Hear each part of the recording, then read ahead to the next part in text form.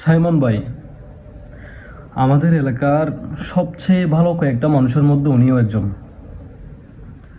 খুবই ভদ্র, খুবই ভদ্র একটা ছেলে ছিল, খুবই ভদ্র, খুবই নম্র, এত হাসি খুশি একটা ছেলে, এত হাসি খুশি একটা মানুষ আজ আজ আমাদের মাঝে নেই। সত্যি বলতে আজ আমার ভিডিও বানানোর কোনো ইচ্ছে ছিল না। আজ আমার কাছে নেই কোনো গল্প, নেই কোনো এক্সপেরিমেন্ট, আছে শুধু শূন্যতা, কষ্ট, এগুলাই।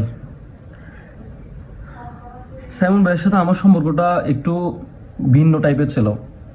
উনি আমার সাথে যে সম্পর্কটা গড়ে তুলেছিলেন সেটা একটু ভিন্নধর্মী।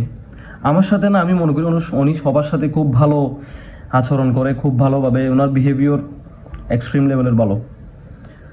প্রায় সময় আমাকে দেখলে বলতো মিস্টার ওয়ার্ল্ড লাভার নাকি, আমাদের চট্টগ্রামের ভাষায় বলতো মিস্টার ওয়ার্ল্ড লাভার কি বানাত দে, বা কি চিন্তা করার এখন, কি বানাবার চিন্তা ভাবনা করে।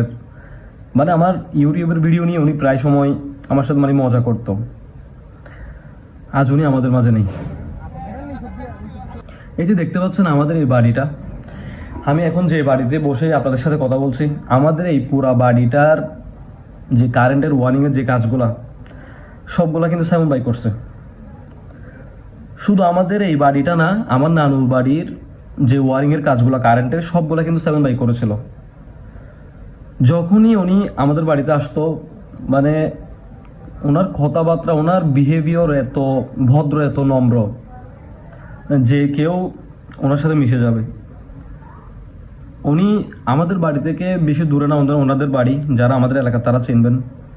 প্রায় সময় আমাদের বাড়িতে কাজ করার জন্য যখন ওনার আসতে হইতো, আমাকে বড়ের বাইকটা দিত, আমি গিয়ে ওনাকে নিয়ে আসতাম, উনি আমার জন্য বাইরে ওয়েট করতো।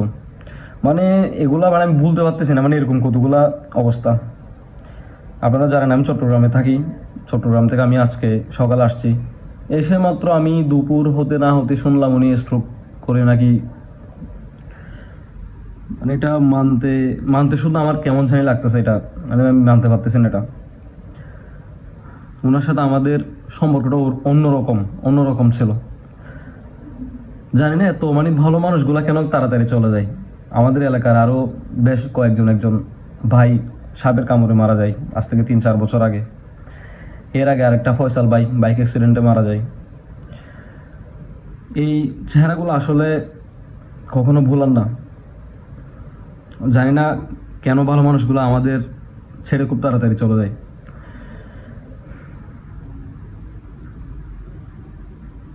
আমি আর কিছু বলতে পারতেছি না। 9টায় ওনার জানাজার নামাজ, আমি একটু পরে বের হব, মাত্র এশারের আজান দিয়েছে।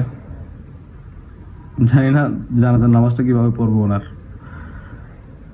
মানে অন্যরকম একটা অনুভূতি কাজ করতেছে ওনাকে নিয়ে। মানে এটা মেনে নিতে পারতেছি না যে সাইমন ভাই আমাদের মাঝে নেই। প্রায় সময় দেখা হলে ওনার সাথে যে বন্ধুসুলভ আচরণ, এগুলো আসলে আমি না, ওনার সাথে যারা মিশেছে কেউ বলতে পারবে না। অন্যরকম একটা ভালো ছেলে ছিল, অন্যরকম ভালো ছেলে। আজ উনি আমাদের মাঝে নেই।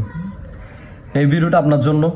আপনি যেখানেই আছেন, যেখানেই থাকবেন, মহান আল্লাহ তাআলা যেমন আপনাকে সর্বোচ্চ স্থানে আপনাকে রাখে, জান্নাতে রাখে।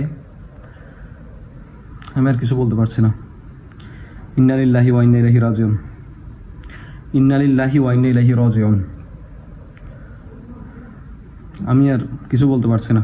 সবাই আপনারা ওনার জন্য দোয়া করবেন। ওনার যে আচরণ, সেটা থেকে আমাদের অনেক কিছু শেখার, জানার আছে। সবাই ওনার জন্য দোয়া করবেন।